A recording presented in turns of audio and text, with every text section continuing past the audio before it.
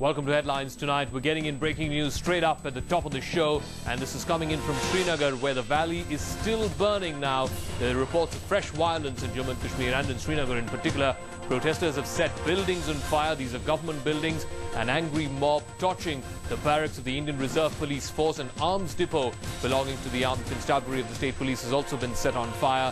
These mobs were protesting against the death of 2 more civilians in the police firing.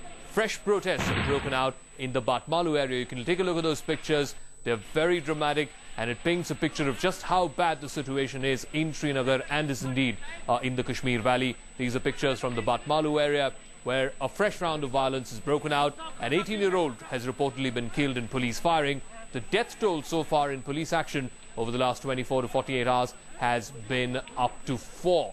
In fact, that is triggering this violent round of protests once again.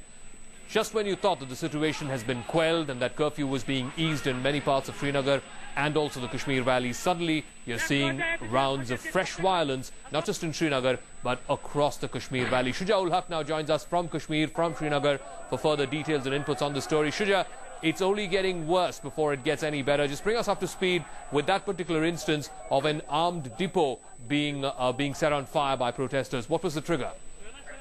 Well, Zaka, if you understand this particular area where this particular building, these barracks were set on fire, it's just barely 2 kilometers away from the civil secretariat, and it's the Magarmal Bagh area which adjoins the Batmalu.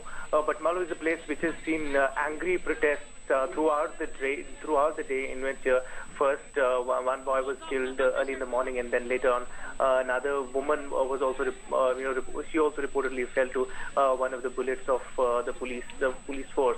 So these were basically angry protesters who had come out on the streets. They wanted to take out a march. And while coming out on the streets, at this particular point, the CRPF and the local police force came in action, and they intercepted them. That is where the clash happened. And in this entire clash, when these 2 barracks of the Indian Reserve Police who were stationed there were torched by these protesters. It took at least an hour for the fire brigade to entirely douse of this fire.